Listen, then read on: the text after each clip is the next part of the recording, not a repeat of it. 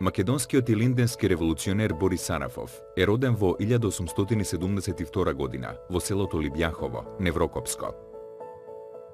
Потекнува од интелектуално семејство. Татко му Петар бил учител и инспектор на училиштата, а подоцна и директор на бугарското училиште во Серес. Дедо му по мајка Харитон Карпузов бил архимандрит, еден од унијатските дејци и председател на општината во Серес. И двајцата предци биле активни борци против грчката духовна власт.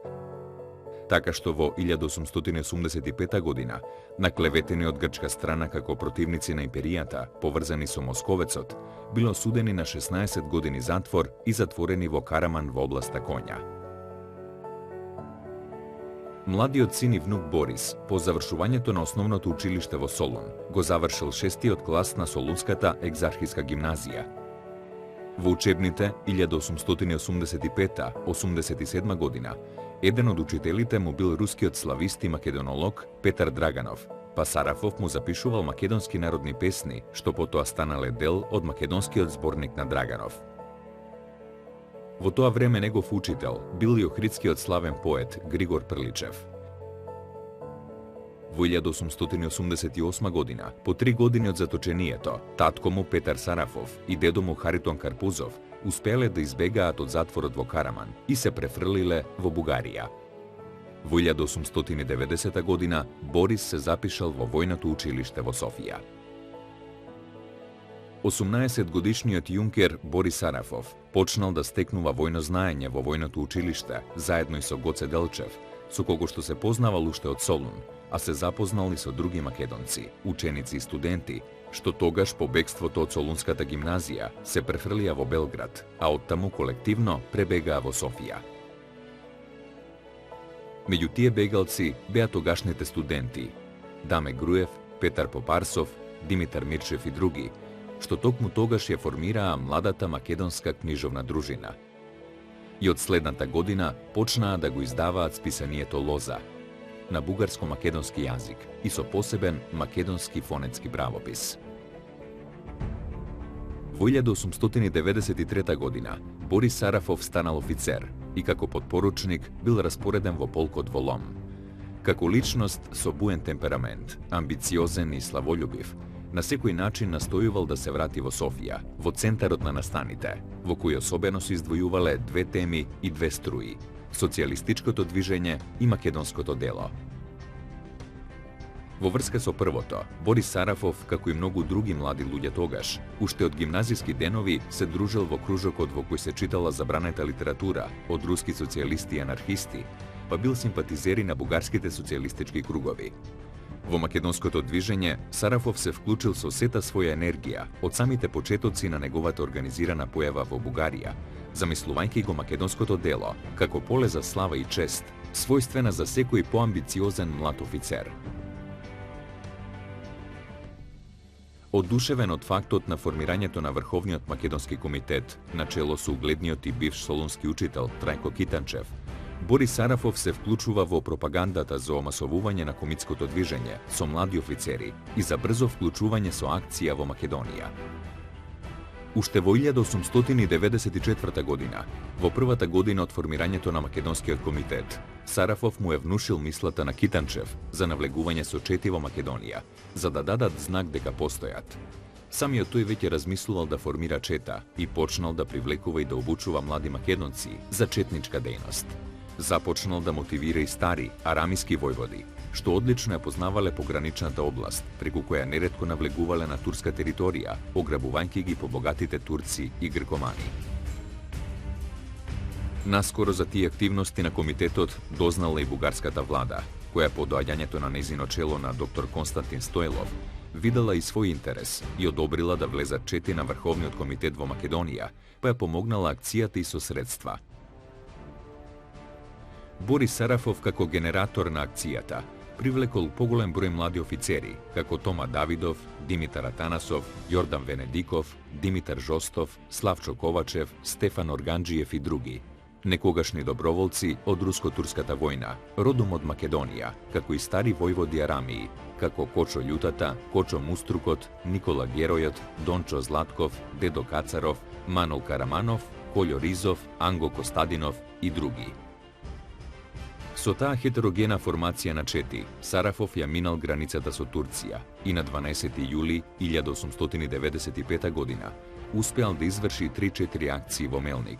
Ја зазел околиската управа и телеграфот, ги ослободиле затворениците од затворот и предизвикала експлозија на складот со оружје и муниција. По тие диверзии, четите предводени од Сарафов на 2 пати се судриле со турските одреди и потери и се вратиле во Бугарија.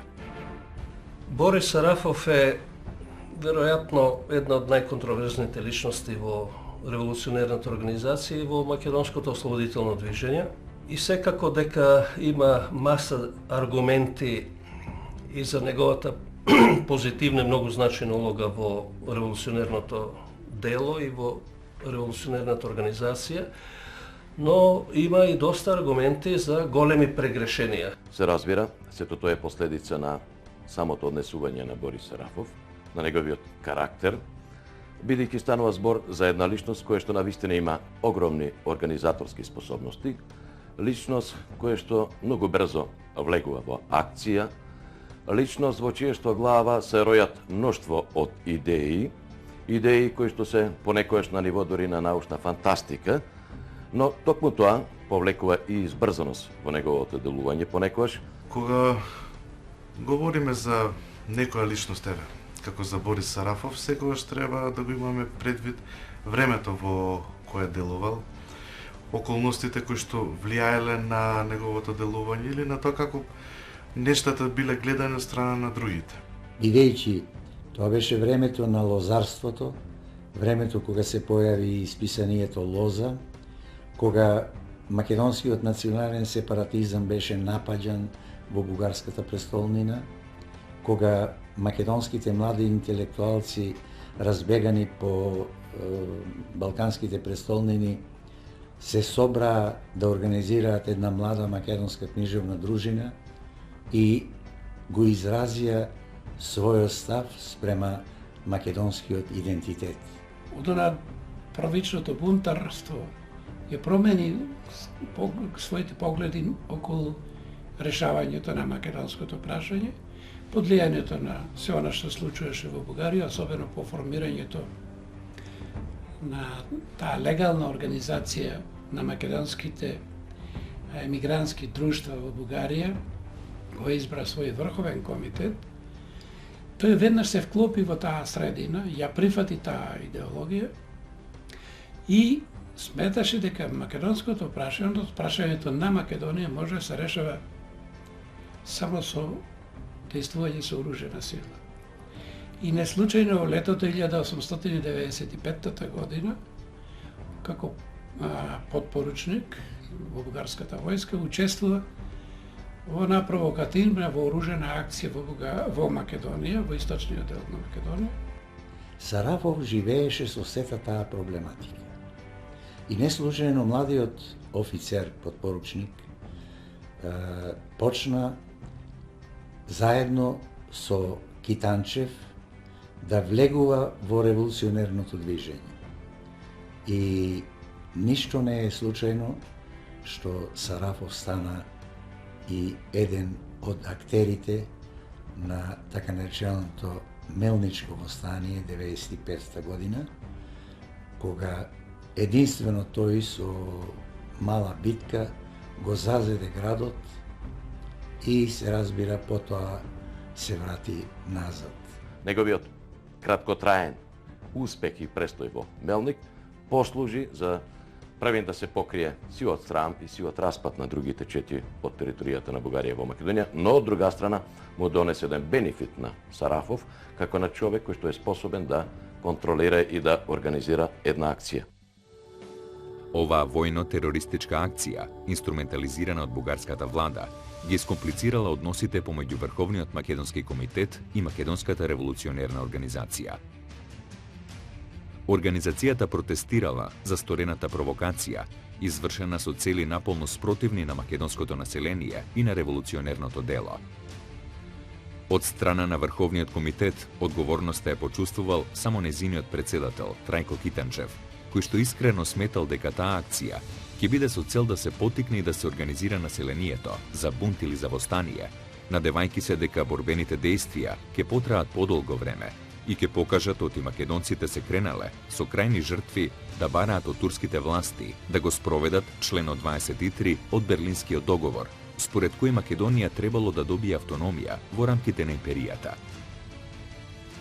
Наместо тоа и наместо сочувствување од европското јавно мислење и вмешување на европските сили, акцијата на Врховниот македонски комитет била доживеана како недозволива провокација. Поради тоа, изиграниот Китанчев добил инфаркт и починал. Сарафов сметал дека била сторена добра работа. За да не се повтори слична провокација и за да не добие легитимитет таквото разбирање на работите, задграничните представници на Македонската револуционерна организација, Ѓорче Петров и Гоце Делчев, пристапиле кон договарање и уредување на односите со Врховниот комитет и посебно за усогласување на ставовите и разбирањата со Борис Сарафов, кого што го сметале за мотивиран, енергичен и амбициозен млад офицер, што од ден на ден стекнувал се поголем број приврзаници сред офицерството, како средина од која произлегувал и врз која се подпирал Врховниот комитет. Представниците на ТМОРО, Гоце Делчев и Ѓорче Петров, по неуспехот да се разберат и да ги уредат односите со председателот на Врховниот македонски комитет, бугарскиот генерал Николаев, се решиле да го поддржат Бориса Сарафов да го преземе раководењето на комитетот. Тоа и се случило на 6-тиот конгрес на Врховниот македонски комитет во 1899 година. Борис Сарафов бил близок со повеќе раководни лица на ТМОРО, покажувал разбирање за македонското дело, им помагал, особено од 1896 година, на Централниот комитет и на задграничното представништво во собирањето материјални и финансиски средства и во печатењето нивни акти и документи. Како таков, и Ѓорче и Гоце сметале дека со Сарафов ќе биде надминат јазот помеѓу Врховниот комитет и ТМОРО, што се заканувал да го компрометира македонското дело и да нанесе тешки последици врз македонското население. Борис Сарафов ја прифатил аргументацијата на Гоце Делчев и на Ѓорче Петров за првенство на принципот на револуционерноста, врз таа основа и за првенство на постапната револуционерна работа сред македонските маси, за нивно издигнување до степен на свесни борци за слобода и автономија на македонското население и на Македонија. Во согласност со тие принципи, нужно требало да се прифати и принципот на сувереноста на внатрешната македонска револуционерна организација и на незиниот централен комитет, во однос на која и да е друга организација и со кој да е друг комитет поврзани со македонското дело, какви што биле Македонската емигрантска организација во Бугарија и Врховниот македонско-одрински комитет. Во тие рамки на Врховниот комитет му следувала улогата на помагач на револуционерното дело во Македонија, на прво место со средства и оружје, но и со обука на кадрите на организацијата во совладувањето на борбените вештини, како и со кадри што ќе го помогнат формирањето на четничкиот институт на организацијата. Секако било прифатливо и вклучувањето на кадри на комитетот во четите на организацијата, тогаш кога ќе биде прогласено востанието во Македонија. Меѓутоа, сите тие можности за соработка и заемност за Македонската револуционерна организација биле прифатливи во рамките на самостојната и суверена раководна улога на незините тела и органи и во рамките на незините акти и политики. На Сарафов му било дадено на знаење дека не бил прифатлив ниту моделот на споделен суверенитет, ниту моделот на паралелни формации, тела и органи, ниту пак паралелни политики во македонското ослободително движење на почвата на Македонија, што се сметала како територија на внатрешната револуционерна организација. Следствено, не биле прифатливи ни обидите за проникнување на револуционерната организација и на незините тела и органи со кадри на Врховниот комитет и на неговите офицерски братства и друштва. Сето тоа доста прецизно му било познато и соопштувано на Сарафов како услов за соработка. И Сарафов се држал коректно во таа смисла и прилично помогнал во закрепнувањето на револуционерната организација. Со тек на време, во Македонската револуционерна организација, особено во главата на Ѓорче Петров, ќе се зароди идејата да се искористи потенцијалот и структурата на Врховниот македонски комитет и наместо Врховниот комитет да претендира да се наметне како единствена организација во македонското движење воопшто во Македонија, внатрешната организација преку своите задгранични представници ќе го подготви план како таа да се наметне над Врховниот Македонски комитет. Во таа смисла Ѓорче Петров преземе една широка кампања во Бугарија со намера да најде најсоодветна личност кој што ќе биде поставен на чело на Врховниот комитет, за да се разбира потоа биде искористен неговиот потенцијал и особено неговата материјална подршка за македонската борба. Ете во една таква кампања из Бугарија, Ѓорче Петров, обиколувајќи ги сите авторитетни личности, пред се со македонско потекло, констатирал дека поголемиот дел од оние што имале некаков јавен авторитет, всушност се држале настрана или се плашале да застанат на чело на една таква организација. Во обидите да најде соодветна личност, на крајот морал да се задржи на Борис Сарафов, кој што, иако е бил релативно помлад и со не толку признат јавен авторитет, меѓутоа, заради неговото учество во претходната акција, во Мелничката акција и храброста што ја покажал таму, на крајот се задржал на него и со подршка на Ѓорче Петров, потоа на Гоце Делчев и останатите македонски дејци во Бугарија е развиена една кампања широка, при што на престојниот конгрес Борис Сарафов практично бил избран за председател на Врховниот македонски комитет. Обично мнозина пишуваат дека е тој врховист. Всушност, тоа беше идеја на Делчев и на Петров, Ѓорче Петров. Идеја да се преземе Врховниот комитет и да оди како помош на револуционарната организација со седиште во Собор. Еден од главните проблеми на револуционерната организација беа финансиските средства или празните раце на револуционерите, што значи прашањето на вооружувањето. Борис Сарафов успеа да ги мотивира во Бугарија сите средини, и македонски, што значи на македонската емиграција која што е бројна, и на бугарското општество, и исто така да ги мотивира и воените структури во Бугарија и цивилните структури да почнат да дават прилози, да се собират средства за вооружување и функционирање на македонската револуционерна организација. Македонската револуционерна организација, заради подготовките на вооружената борба и заради подготовките на Илинденското востание, имала потреба од собирање на финансиски средства, но и од купување на оружје. Една од државите од каде што Македонската револуционерна организација се снабдувала со оружје била и Грција. Иако тоа денес, кога би го кажале, делува невозможно или дури и смешно, сепак грчката војска по поразот во војната со Османлиската империја во 1897 година направила воена реформа и сакала да се ослободи од дел од своето вооружување, особено од пушките кои што се сметале дека не соодветствувале на тогашните потреби.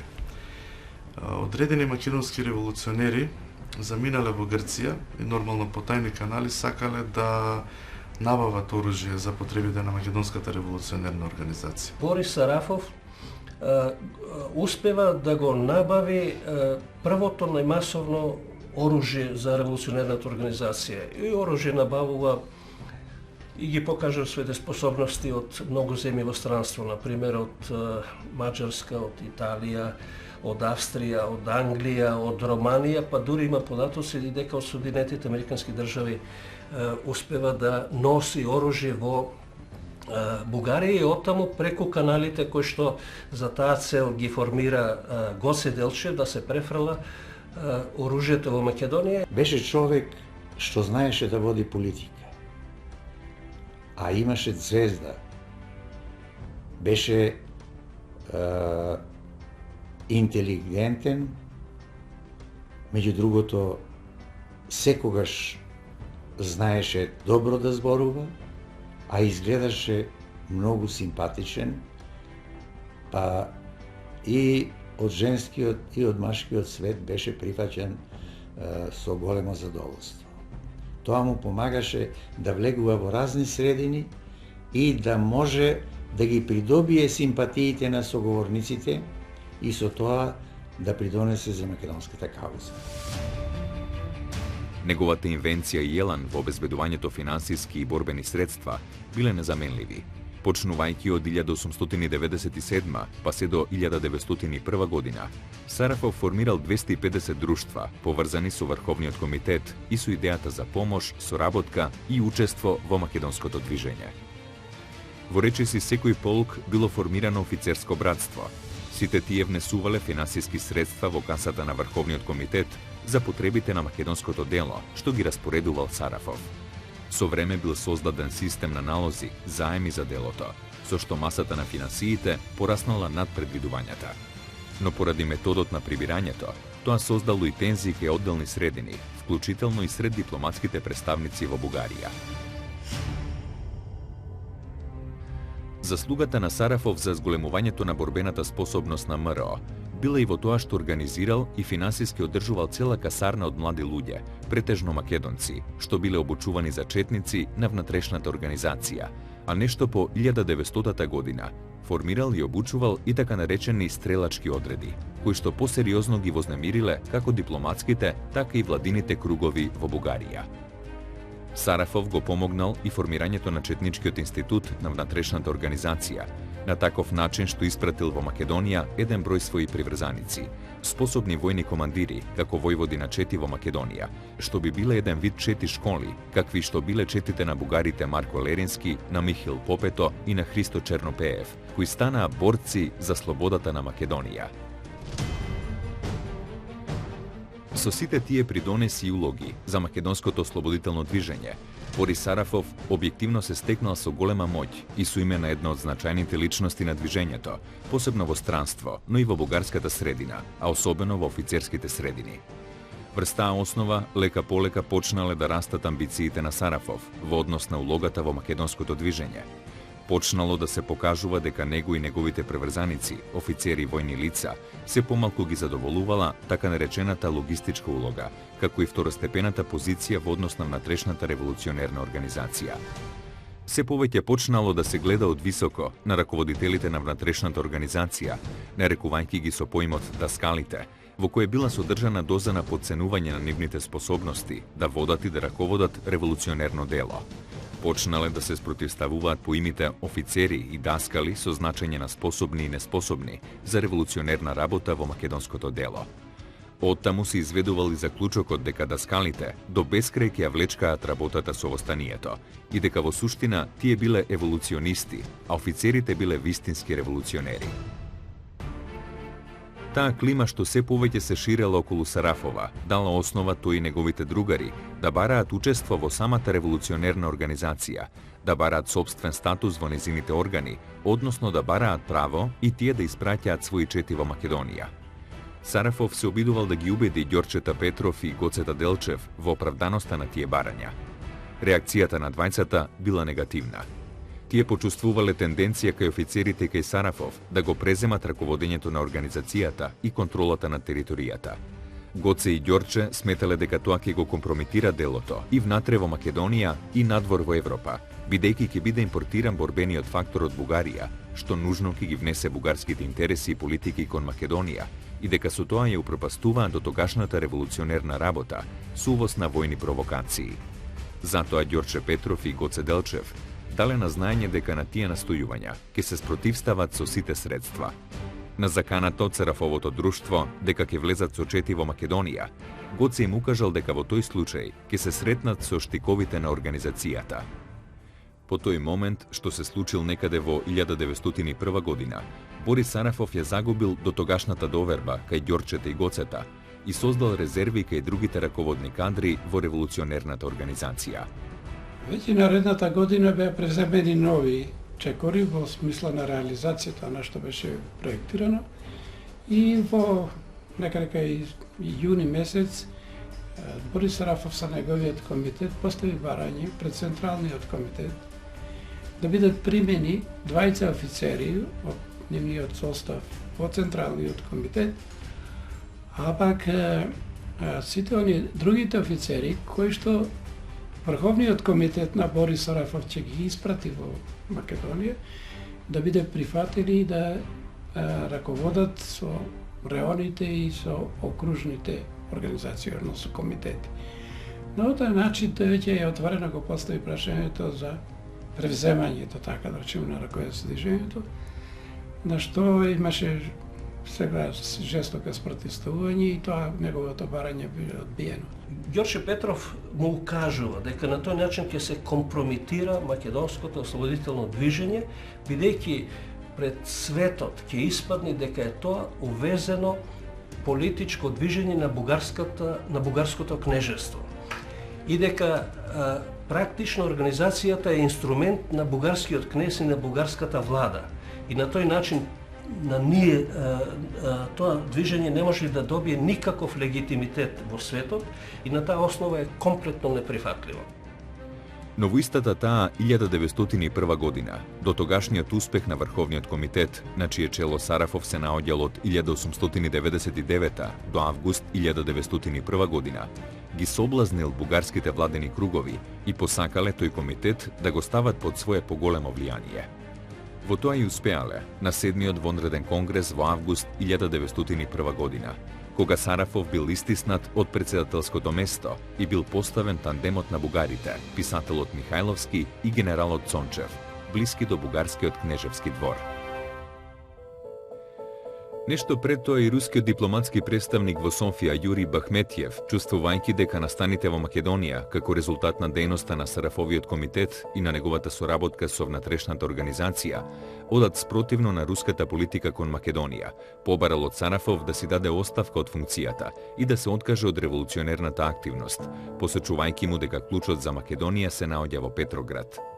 Не прифаќајќи го ултиматумот на Бахметиев и пркосно укажувајќи му дека не ќе можат тие да поставуваат председател или водач на Македонскиот комитет, рускиот представник му се заканел: "Што ме така и вашата организација овде и онаа таму, внатрешната, ќе отидат во прав и пепел." И навистина, по малку време биднаа провалени и уапсени и Сарафов и членовите на Централниот комитет на внатрешната македонска револуционерна организација во Солун, и тие на Централниот комитет од 1901 и тие на Централниот комитет на ВМРО од 1903. Сарафов, по ослободувањето во август 1901 година, со своите другари преминал во ВМРО како поединец без колективен и посебен статус.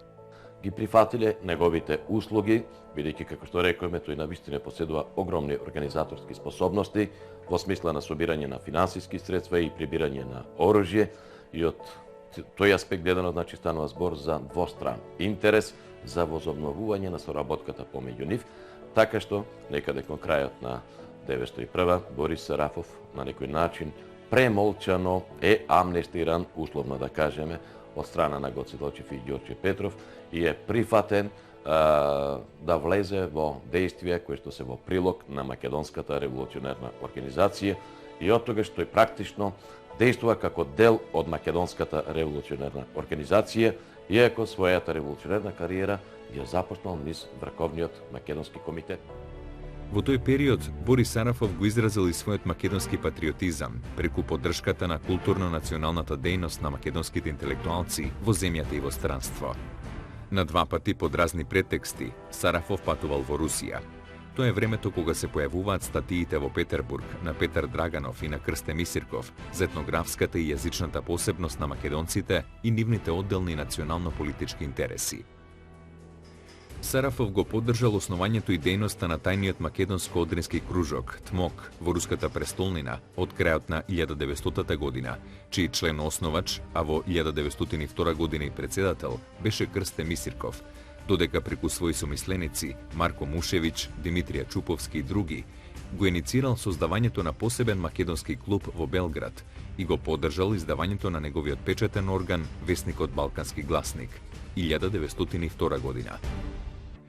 Весникот Балкански гласник печатно ја најави македонската национална програма со македонска посебна нација, одделен македонски литературен јазик со фонетски правопис, со автокефална црква преку обновување на Охридската архиепископија и со посебна културно-национална автономија на Македонија во границите на Турција или во Балканска федерација.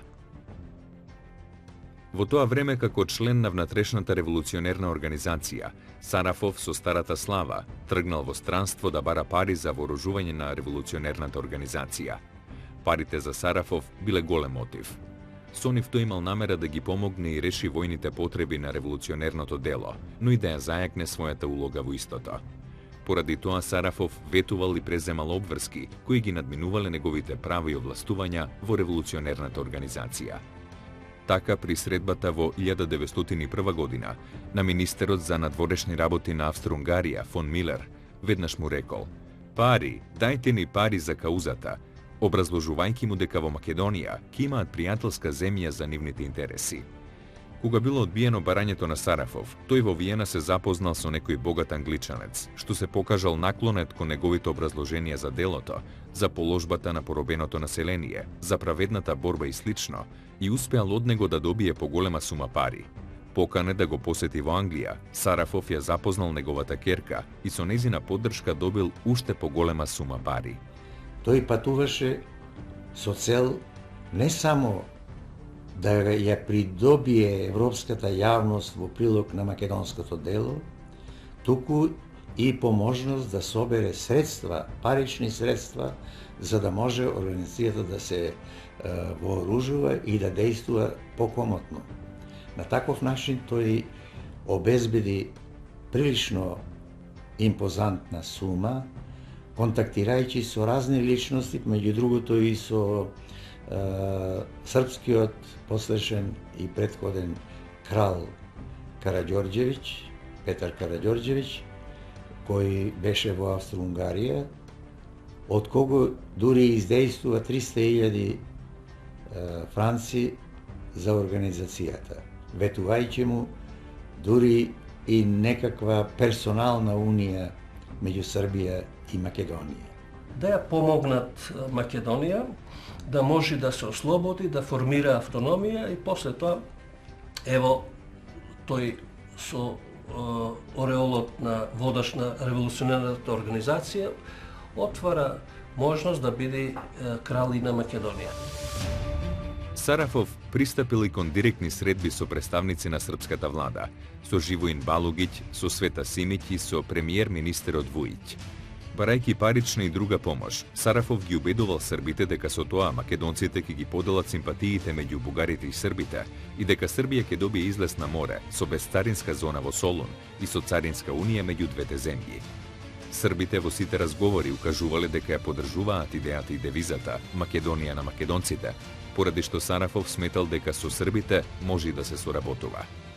Во секој случај, на Сарафов му биле незначајни парите, што очекувал да ги земе од српска страна. Со тие пари, како и пред тоа, Сарафов ги поддржувал и групите гемиджи, помагајќи ги со финанси и со динамит, а ја помагал и пропагандата на македонското дело во странство, финансирајќи ги весникот Лефорт во Женева 1901-1902 и списанието Le Mouvement Macedonien во Париз 1902-1903. Во тоа време, кога се одржувал 10-тиот вонреден македонски конгрес на ВМОК во Софија на 28 јули 1902 година, Сарафов во интервју со редакторот на белградскиот весник Глас Српства Јово Ковачевиќ среде Софија дал изјава, објавена на 4 август 1902 година, која што во целина гласи: "Ние македонците сме само македонци, не сме ни срби ни бугари.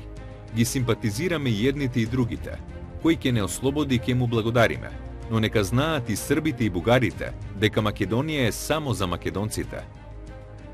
На забелешката на новинарот дека Македонија никогаш не била засебна држава, а тешко дека некогаш и ќе биде, и дека македонска нација не постои, Сарафов му одговорил: "Но постои македонскиот јазик, што не е ни српски, ни бугарски. Нам, на македонците, ни е потребно најпрвин да се ослободиме, а после ќе видиме дали и кому му припаѓаме. Нам ни е сеедно кој да не ослободи. Ние најмногу би сакале заедничка војска да ја купира Македонија." А на прашањето, па чија заедничка, дали српска или бугарска? Не, јас мислам европска, руска, француска, англиска и германска, а да им биде слободен излезот на Белото море преку Солун и на србите и на бугарите. Ние во Солун ќе поставиме царина за сите држави подеднакво. Србите и бугарите на прво место и во прв ред треба да работат нас македонците да не ослободат и Македонија да добие своја автономија. Македонија е богата земја. Потоа ќе има големи приходи од царината и ние, и на србите и на бугарите, се што ќе потрошат за нашето ослободување, ќе им го вратиме. Ова единствена ваква изјава од истакнат македонски револуционер веднаш беше објавена и во централниот руски печат. Неа ја пренесе и Петар Драганов во едно издание на Руската академија на науките, 1903, ја користат и Крсте Мисирков, и Наце Димов, и Димитрија Чуповски во пишувањата за Сарафов како идол на македонскиот народ и идеален борец за слободата на Македонија. А особена афирмација постигна со незиното поставување на корицата на секој број на списанието Македонски голос, Македонски глас, каде што сублимирано гласи: ние македонците не сме срби, не сме бугари, ами просто македонци. Македонскиот народ постои независно од бугарскиот и српскиот. Ние им сочувствуваме и на едните и на другите, и на бугарите и на србите. А кој ќе го помогне нашето ослободување, нему ќе му речеме благодарам, но србите и бугарите нека не забораваат дека Македонија е само за македонците. Со подписот Борис Сарафов. Сарафов слична изјава има дадено и за Софискиот дневник, 1902, пренесена и во Виенскиот Die Zeit, а некои негови постапки во врска со инспирирањето и финансирањето на некои македонски печатени органи надвор од Бугарија се совпаѓаат и со неговите упорни обиди да се пренесе македонската национално-револуционерна активност со представнички центри не само во Софија, туку и во Белград, Атина и Женева, ако не и во други места во Европа, за да се парализира едностранното влијание.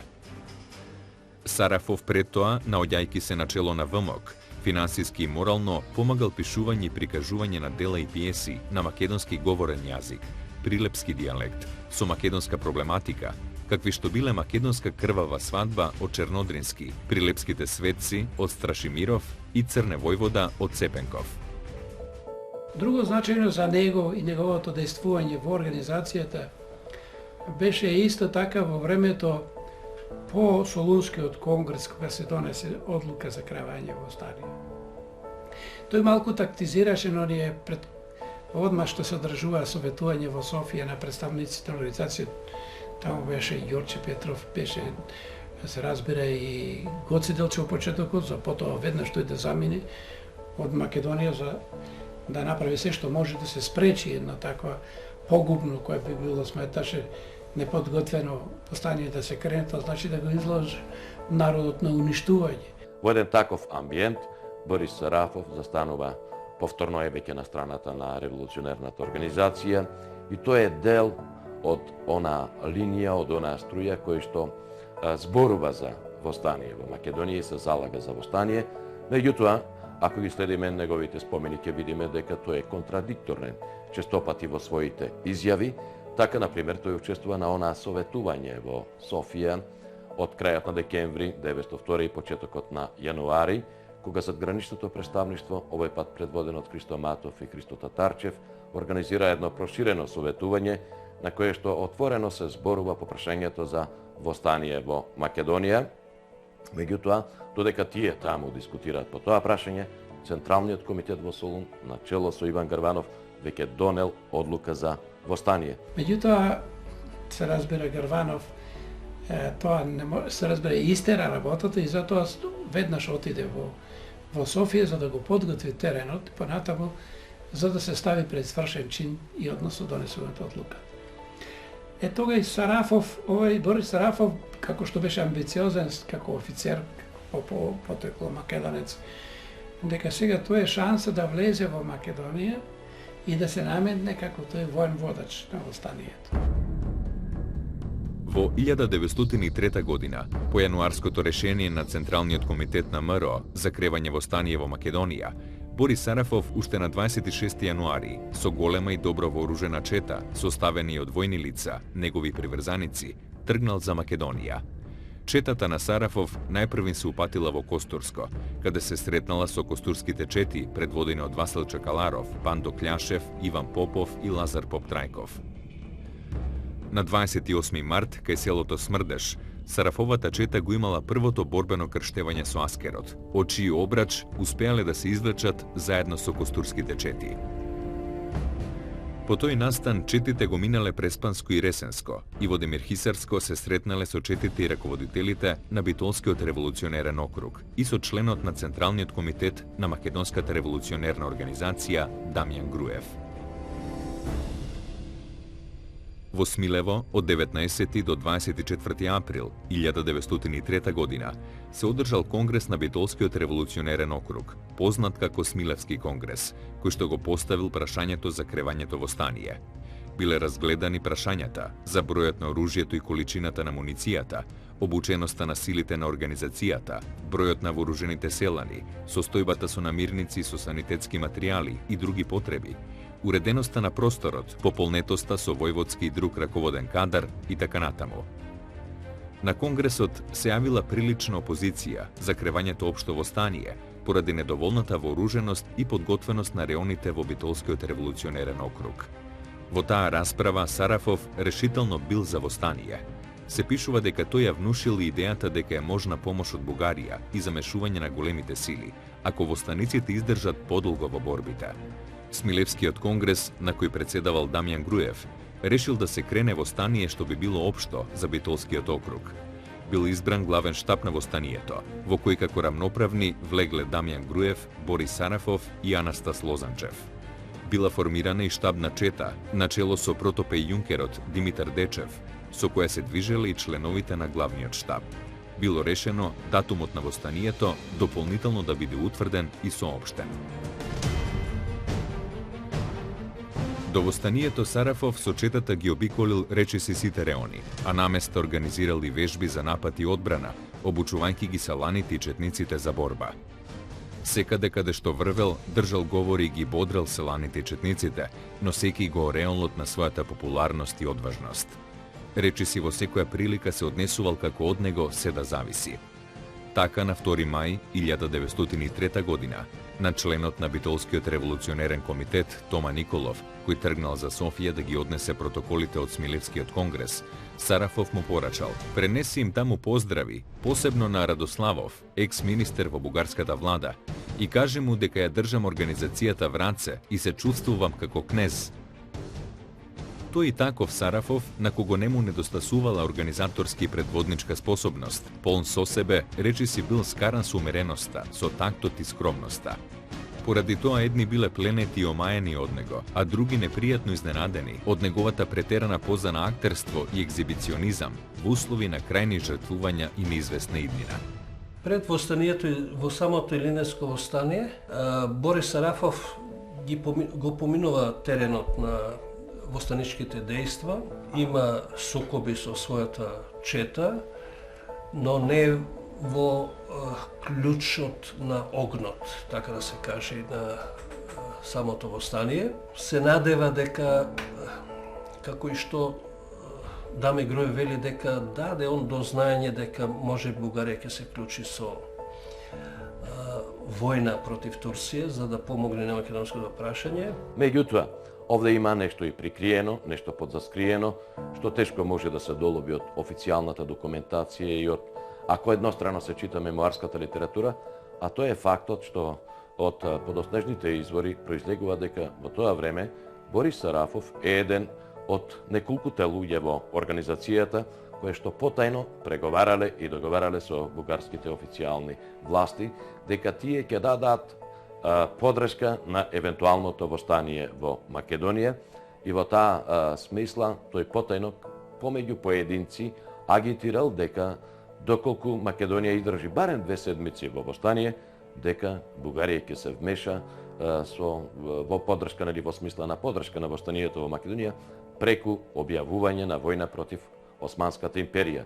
Се разбира, такви ветувања индиректно доаѓале од бугарските власти кон задграничните представници Матов и Татарчев, но такви ветувања имало директно и кон Борис Сарафов. Се надева едно известно време на тој самиот Борис Сарафов, меѓутоа некаде при крајот на август му станува јасно дека Бугарија со прст нема да мрдне, она е всушност и приморана да не интервенира од страна на Русија, со оглед на руската политика, меѓутоа и од страна на концентрирана турска армија на границата на Бугарија.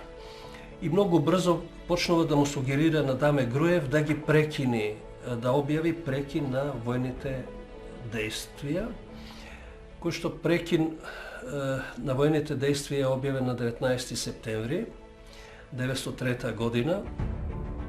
Осведочен во огромната жестокост на турските сили кон селаните, старците, жените и децата, сведок на систематското пожарување на селата и плячкање на имотот и стоката, и осведочен во тотално пасивниот и негативен однос на Бугарија и на балканските и европските влади кон востанието и страдањата на македонското население, за Сарафов завршила мисијата во Македонија. И на 5 октомври 1903 година, додека во Македонија во станиците и селаните се уште не се прибрале по своите села, тој со својата чета веќе бил во Бугарија. При тоа на своја рака, без знаење и без дозвола, го зел штабното знаме на востанието и со него развиорено влегол во Софија, пречекан од населението како херој на Илинденското востание. За него како заглавен водач и херој на востанието било пишувано во сите бугарски и странски весници. Се разбира тие величење на Сарафов прилично ја надминувале неговата заслуга во востанието. Од кога Дамјан Груев и Атанас Лозанчев утврдиле дека знамето го однел Борис Сарафов, му праќаат писмо и му укажуваат дека барат од него да го предадат на представниците на револуционерната организација во Софија, на Христо Татарчев и Христо Матов, кои што со првата прилика ќе го вратат во станичкото знаме во Македонија, дефинирајќи дека не му е место на знамето во Софија. Местото на знамето на Илинденското востание е во Македонија, но тоа знаме остана за секогаш во Бугарија и благодарение на таа постапка на Сарафов, тој и ден денес се наоѓа тамо каде што навистина не му е местото, бидејќи Илинденското востание е во Македонија. И тоа во длабочината на Македонија, во Битолскиот револуционерен округ, кој што не е граничи на ниеден начин со Бугарија и каде што цело востание беше по сите извори, изворно македонско на Македонската револуционерна организација на селаните и граѓаните од Битолскиот револуционерен округ. Брзо по востанието, Сарафов одново тргнал низ Европа и Балканот. Тој земал пари од секаде од каде што можел да земе, често и без да биде доволно внимателен во какви односи влегува. А тоа беше време кога уште димеа запалените села во Илинденското востание. Во тие услови, Сарафов одново стапил во преговори со српските власти, настојувајќи да извлече што повеќе средства.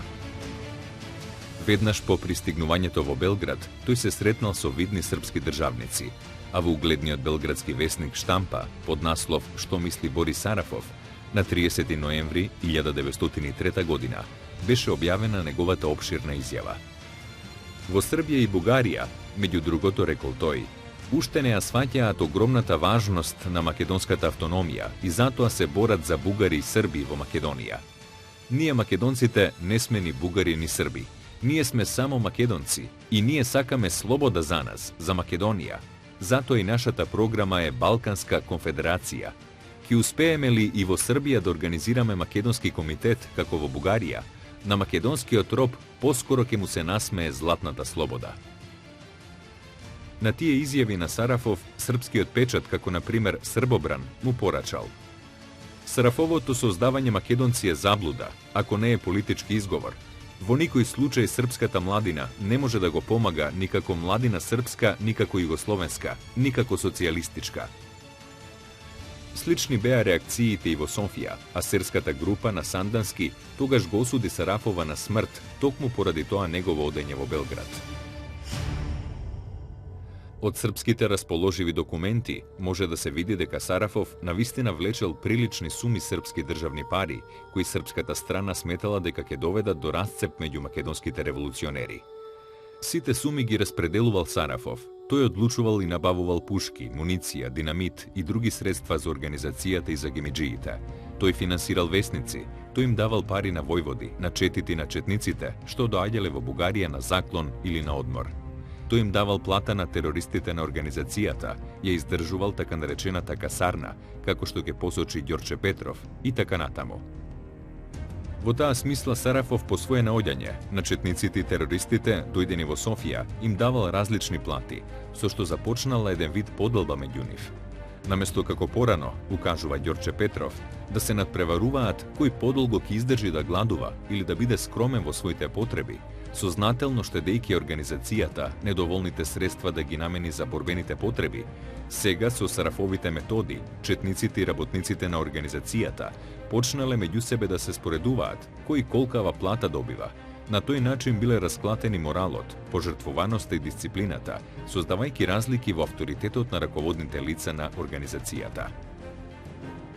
Врз таа основа, покрај врз харизмата и врз решителноста, дури до степен на авантура, кој несомнено ги поседувал Сарафов, тој успеал да создаде своја струја во македонското ослободително движење. Таа струја што ја создал Сарафов била наречена според него сарафистичка, која се раководела од негови наредби.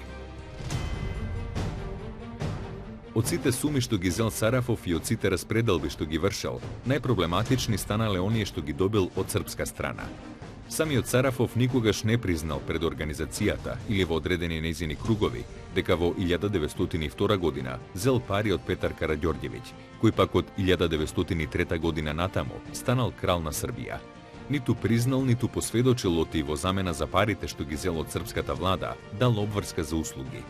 За првото Сарафов комплетно премолчил, а за второто секогаш укажувал дека, иако земал пари, сепак не презал какви било обврски, повторувајќи дека српските официози секогаш му потенцирале од тие поддржувале идејата Македонија на македонците, за што се борела и Македонската револуционерна организација. Меѓутоа, фактите за неговите односи со српската влада во текот на 1904 година укажале на поинакви релации меѓу Сарафов и српската страна. Фактите, особено оние од 1905 година, покажуваат дека Сарафов презел обврска да отвори канал за влез на српски чети во Македонија, создавајќи соодветни бази за нивен престој. Во таа смисла тој подготвил голема чета од србомански четници од Македонија под превезот на чета на ВМРО да влезе во Македонија. Во таа смисла во 1905 година од задграничното представништво на ВМРО побарал канал за да влезе од него подготвената чета во Македонија, начело со неговиот стар другар Боби Стојчев. Имајќи резерви кон мотивите на Сарафов, задграничното представништво на МРО не му го издала бараното одобрение. И покрај тоа Сарафовата чета тргнала преку границата за внатрешноста во Македонија. Увидувајќи ја самоволната постапка на Сарафов, Кирил Прличев испратил известување до војводите во Кривопаланечко, Кумановско и Велешко да не ја пропушта четата предводена од Боби Стојчев. Меѓутоа, се испоставило дека по почетните противења, повиканите војводи попуштиле и четата на Боби Стојчев стигнала во Скопско и Велешко, каде што создале своји бази. Станало очигледно дека парите го отвориле каналот на организацијата. Се разбира, за тоа повлијаел и авторитетот на Сарафов, стекнат со посредство и на темпераментот и на харизматичноста на неговата личност, но пред се со сумите што ги користел за подплаќање на делови и на дејци од револуционерната организација. Сарафов и во други случаи, како на пример со четата на Григор Соколов Љамев, создал канали и бази за српското четничко навлегување во Македонија, но и за наметнување на свое влијание и своја структура во Македонската револуционерна организација. Каналите и базите создадени од просрпската четничка група со потекло од Македонската организација, по нивното затврднување на организационата територија, били искористени за влез на чисто српски чети, составени од српски офицери и војни и полициски лица, кои се јавиле во Македонија како пандан на бугарските врховистички чети, на тандемот Михајловски-Цончев. На таков начин и од тоа време, српската пропаганда почнала да постигнува успеси во Македонија, што дотогаш не биле забележани. По направените услуги на српската пропаганда, Сарафов ги умножил и четите што му служиле за неговото наметнување во Македонската револуционерна организација.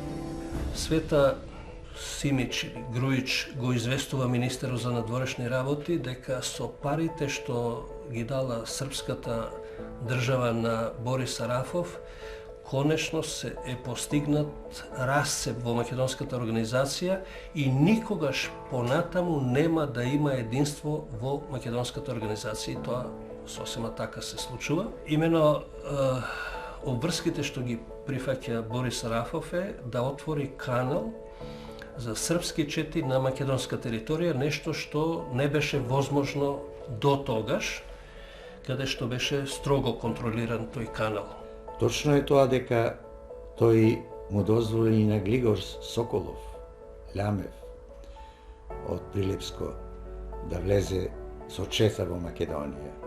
Но не како српска чета, тој беше првин војвода на револуционерната организација.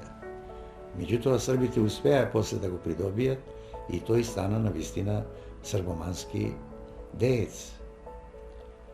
Но Сарафов си ја однесе таа етикета дека го продал македонското дело. Исто така, неспорен е фактот дека додека на една страна земал финансиски средства од српската влада, во истиот период тој добивал финансиска помош и од бугарската влада. Што ќе рече, ако поинаку гледаме, очигледно значи бил способен и вешт да манипулира и со едните и со другите, но сето тоа се чини повеќе насочено кон задоволување на неговата лична амбиција и за наметнување како единствен лидер во македонското револуционерно движење, отколку она што носи вистинска помош за македонското револуционерно движење. Од 1905 година па наваму, Сарафов се ангажирал да ја зацрсти својата положба, како на теренот, така и во редовите на раководството на револуционерната организација. Во февруари 1905 година, тој се обратил со отворено писмо до сите другари револуционери, со кое ги повикува да ја прифатат идејата за децентрализација и иницијативност на личностите способни да водат, да се групираат околу нив и да го возобнуват движењето, кое што замрело и се деградирало под раководството на старите кадри, чиј што сомнителен авторитет бил прикриван под превезот на мистифицираниот централизам. По обраќањето, Сарафов испратил циркуларно писмо до сите револуционерни окрузи, во кое ги изложил своите погледи за внатрешното устројство на организацијата и за незината внатрешна и надворешна политика. Главните ставови биле: легитимирање на својата струја во согласност со принципот за децентрализација и демократија, опфатен во образецот 1 на Прилепскиот конгрес, признание и благодарност кон Бугарија за помошта од незина страна со препорака и за идна блиска соработка, без да се прифаќаат ангажмани пред бугарската влада. Борејки се за што поголема поддршка во организацијата, пред се со посредство на својата четничка структура, Сарафов стигнал да биде и критикуван и предпочитуван како одцепник, но и како водач. Со тоа тој станал една од главните теми на окружните конгреси и на Општиот Рилски конгрес во периодот од мај 1904 година па до крајот на 1905 година. Во тие околности Сарафов на окружните конгреси, пред Општиот Рилски конгрес на револуционерната организација, бил обвинет за услуги кон српската влада и за расцепништва во организацијата, со внесување корупција во незините редови. Сарафов се бранел со аргументите дека српската страна одстапила од својата декларирана позиција за Македонија на македонците и дека од тогаш, од кога почнале да влегуваат српски чети, тој им отворил војна, борејки се против нив. При тоа никогаш не ги образложил дејанијата на големата чета предводена од Боби Стојчев, како и од четата на Григор Соколов во Македонија. Обвинувањата за корупција ги отфрлил, знаејќи дека повеќе суми пари биле трошени безотчетно, или како што тој знаел самиот да рече, таа рака трошела, но таа рака и земала. Тоа е еден многу буен и темпераментен период воопшто во македонското револуционерно движење, време кога поради поразот во востанието, организацијата западнала во длабока криза, се отвориле прашањата за нејзиното идно преустројство и како таа ќе функционира во иднина, дали ќе го задржи стариот централистички принцип на управување или пак ќе се реформира. Поголемиот дел од дејците биле за демократизација и децентрализација во македонското револуционерно движење. Интересно е како Борис Сарафов лавира во целиот овој период.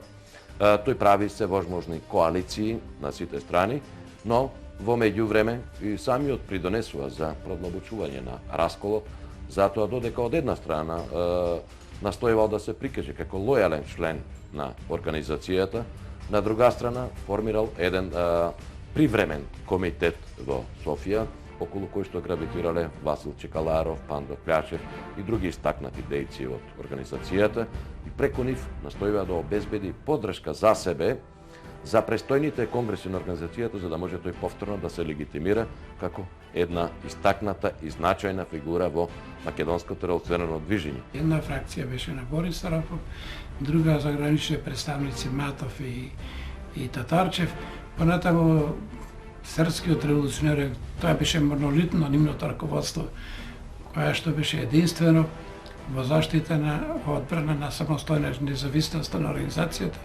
Тука е Струмичкиот револуционерен округ, значи една состојба во организација која што наметнуваше што поскоро да се реши тоа прашање, односно да се одржи еден таков општ конгрес на кој што ќе се избера органи кои што ќе биде легитимни и кои што ќе може да ги решава проблемите во организацијата. И се разбира, тој општ конгрес беше закажан, се одржа поправо во октомври 1905 година во Рилскиот манастир, каде што дојдоа, така че се противставени фракции таму за да се решава прашањето. На Рилскиот конгрес во критиката кон Сарафов особено предначела Јане Сандански од Церскиот округ и Борис Мончев од Солунскиот. Тие го критикувале не само за расцепништвото во револуционерната организација, туку и за свртување кон блиски врски со бугарската влада, посебно со премиер-министерот Рачо Петров и со министерот Никола Генадиев. Приговорот на таа тема бил поврзан со создавањето на така наречениот привремен комитет во март 1904 година од страна на Сарафов, со што при самораспуштениот Централен комитет се обидел да го истисне задграничното представништво на МРО, негирајќи ги легалните членови Христо Татарчев и Христо Матов.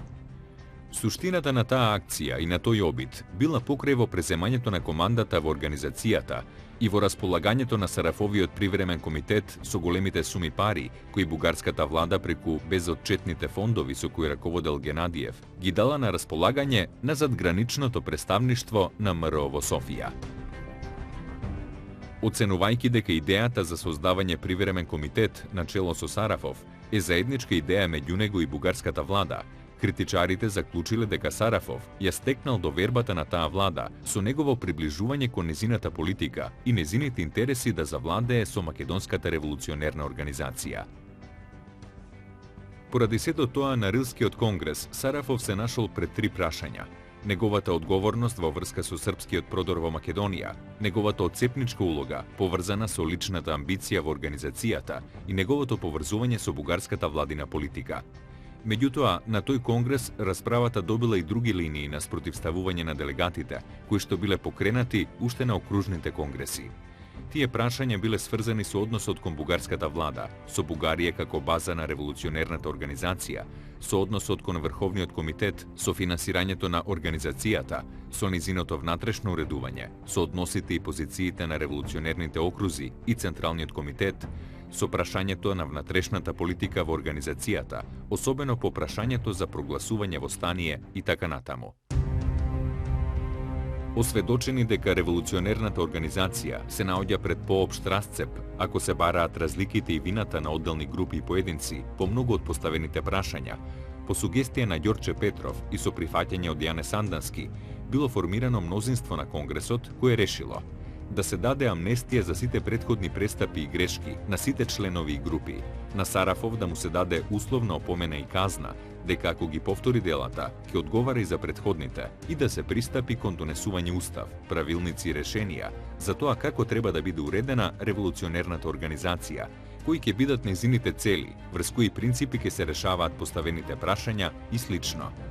Со таа пренасока, Рилскиот општ конгрес стана најпродуктивниот законодавен форум во рамките на внатрешната македонско-одринска револуционерна организација, чиј нормативен опфат ги дефинира речиси сите поставени прашања. Меѓутоа, брзо по тој конгрес се покажало оти постигнатите согласности биле само формални. Различните становишта, стекнатите позиции, различните искуства и улоги во револуционерната практика, различните релации со бугарската влада и различниот однос кон македонското население и кон иднината на Македонија се покажале посилни детерминанти од прагматската волја и нормативниот пристап кон длабоките разлики и суштинските прашања. Поради тоа, на пример, воопшто не профункционирале избраните институции на револуционерната организација. Ниту Централниот комитет на чело со Дамјан Груев нешто постигнал, ниту задграничното представништво тројца меѓусебно непризнателни членови нешто направило, ниту пак општите ревизори на четите, Сарафов, Гарванов и Пушкаров, мрднале со прст. Се покажа дека Рилскиот конгрес не успеа да создаде вистинско единство одново, да ја обнови врз другарска, солидарна основа работата на револуционерната организација. Разликите останале крупни понатамо. Личноста која што можеше сепак да ги држи обединети спротивставените крила, така наречените левичари, така наречените десничари, тоа беше Дамјан Груев, е убиен при крајот на 906 година, од 906 година, и на тој начин во организацијата не постои ниту еден авторитет што може да ја одржи организацијата заедно. Само година-две подоцна, Македонската револуционерна организација безповратно се расцепила на два спротивставени блока.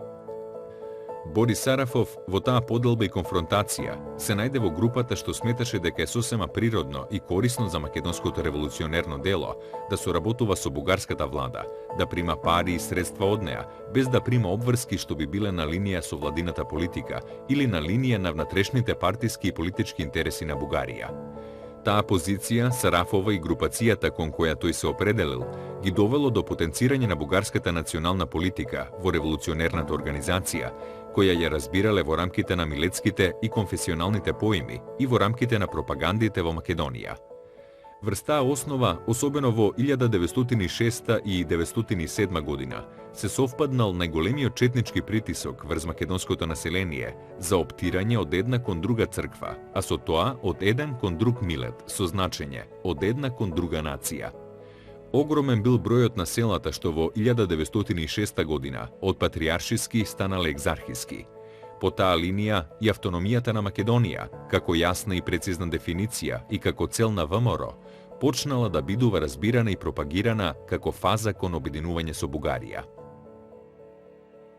Борис Сарафов на Конгресот на мнозинската група, одржан во Жабокрт во 1907 година, во историографијата наречена десница, за разлика од представниците на Серскиот, Струмичкиот и Солунскиот округ, што биле наречени левица и кои не учествувале на тој конгрес, бил избран за член на задграничното представништво на организацијата, која што продолжила да се нарекува ВМРО, како што била преименувана на Рилскиот конгрес.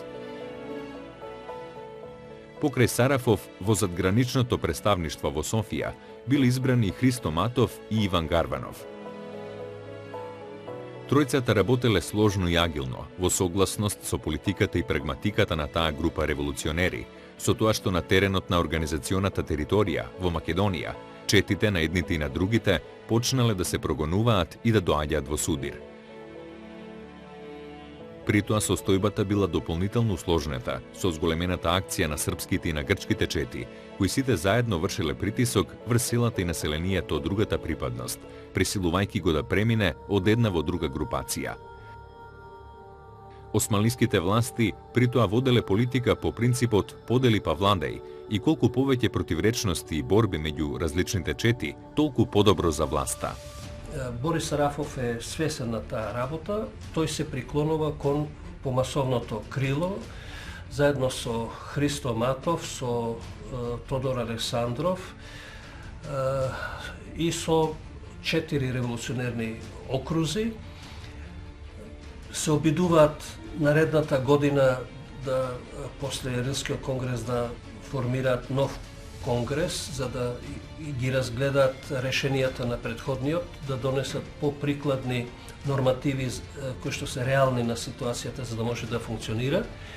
Но расколот не е надминат, Серчани се издвојуваат, Струмичани се издвојуваат и се беше практично парализирана организацијата во тој временски период и се создаде една моќна фракција кај што Сарафов се обедини со Матов и Татарчев и направи една моќна натрешна фракција која што настојуваше, имаше две цели. Или да го превземе раководење со организацијата, или пак да доведе до поделба на организацијата со изолирање на некои окрузи кои беа за самостојна организација. Тие ќе ги здружат своите сили и повторно ќе се обидат да остварат свое влијание за превземање на контролата во македонското револуционерно движење и во суспендирање на веќе претходно донесениот устав на Илскиот конгрес во смисла на носење на нов устав, на нов правилник согласно нивните погледи за македонското револуционерно движење. Сетата анархија, што не можела да биде контролирана, создавала основа за меѓусебно демнење меѓу довчерашните припадници на македонската револуционерна организација, кои практично ја изгубиле контролата над македонските интереси и процеси. Во таа смисла Борис Сарафов крајно ќе се обиде и заедно со Иван Гарванов да се спротистави на револуционерите од Серскиот револуционерен округ, кои што се предводени од Јане Сандански, и дури ќе се обиде да организира своји луѓе преку своји приврзаници да изврши ликвидација врз Јане Сандански. Меѓутоа, Сандански преку своите следбеници ќе го разоткрие заговорот кој што е организиран од страна на Борис Сарафов и Иван Гарванов против него и ќе испрати своји луѓе во Софија за да го возвратат ударот токму од таму од каде што бил инспириран заговорот против него. Донесе судска пресуда, односно одлука, дека Сарафов и Гарванов како најголеми виновници и пакосници на македонското ослободително дело дека треба да биде ликвидирани. Во таа смисла е искористен Тодор Паница, човек кој што е бугарин по потекло, но оддаден приврзаник на Јане Сандански. Христо Матов не е убиен, бидејќи случајно не бил спречен да биде на состанокот кога се убиени овие 20 во куќата на Борис Сарафов, мислам, кога на излегувањето кога се договориле, вештиот способен за таков чин, мирен во на чкрапесот и на револверот Тодор Паница ги повалува 20 представници високи должностни лица во револуционерната организација Бориса Сарафов и Ивана Гарванов со прострелни рани, слепочницата или главата, што значи дека станува збор за терорист кој што нема не се вознемирува при такви чинови. Во првото отворено писмо од декември 1907 година, подпишано од Јане Сандански, Чудомир Кантарџиев, Александар Бујнов и Ѓорги Скрижевски, се укажува дека убиените биле осудени на таа казна поради откриен заговор за убиство на серчаните и за завладување со Серскиот револуционерен округ од страна на Сарафов Гарванов.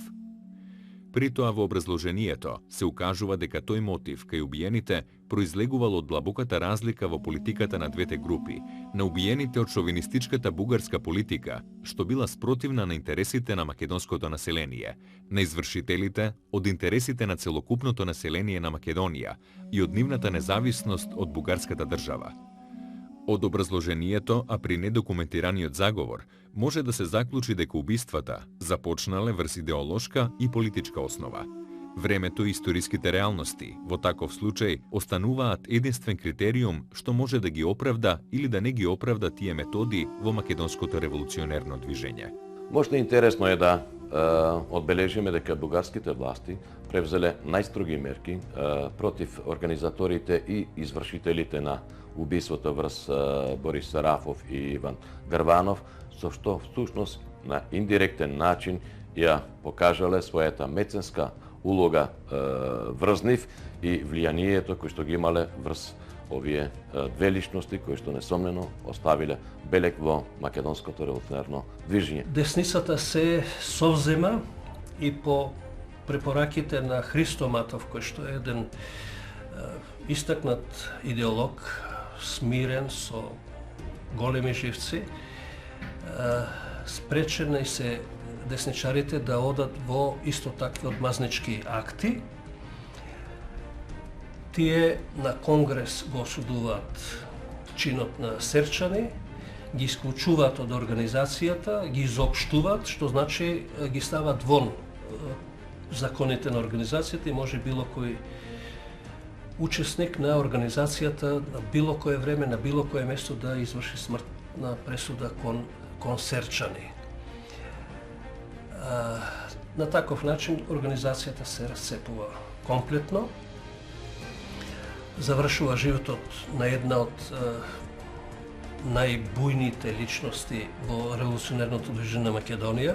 Местото и улогата на Борис Сарафов во македонската револуционерна борба се уште до крај не е расветлено и навистина тешко може до крај да се даде вистинска оценка за неговото значење со оглед на карактерот на личноста, бидејќи навистина тоа е личност со изворедни организаторски способности, но личност која што многу често пати од сопственото его и од популизмот во кој што потполно се ударил.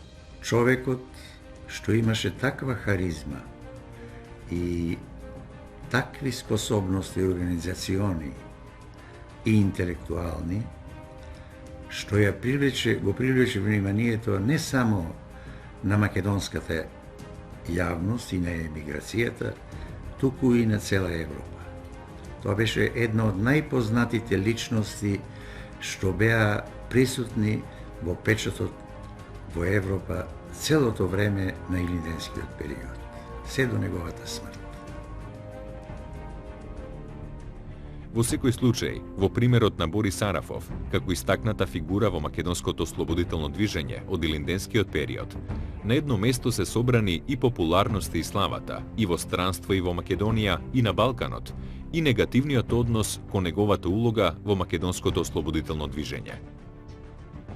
Многу истакнати раководители на македонската револуционерна организација, Бориса Сарафов го сметале за отцепник и предавник на македонското дело, за корумпиран и честолюбив авантурист, на кого личната слава и парите му биле над идеалите на организацијата и интересите на македонското население. Меѓутоа, исто така, многу војводи и четници, како и голем број од населението во Македонија и од емиграцијата во Бугарија, него го сметале како предодреден за водач на движењето. Сарафов со својата харизма ги пленел емоциите и умовите секаде каде што проповедал и се појавувал. Неговиот буен темперамент, позитивната енергија во контактите, умот и способностите да организира и да презема дела, без оглед на ризикот, никого не го оставале рамнодушен. Сарафов бил човек со звезда, како што имале обичај да речат луѓето во Македонија. Тие и такви карактеристики на личноста на Сарафов му донеле многу приврзаници, но и многу противници. И едните и другите наоѓале аргументи за својот однос кон него и се чини дека и едните и другите имале дел од вистината за личноста и за улогата на Борис Сарафов. Во секој случај, неговата популарност и во Македонија и во Бугарија, и на Балканот и во странство, била несомнена, без оглед на аголот од кој што бил доживуван и ценет. Затоа нема претерување во ставот искажан за него дека уште за животот Борис Сарафов веќе станал легенда. Противречно доживувана и ценета, но сепак легенда.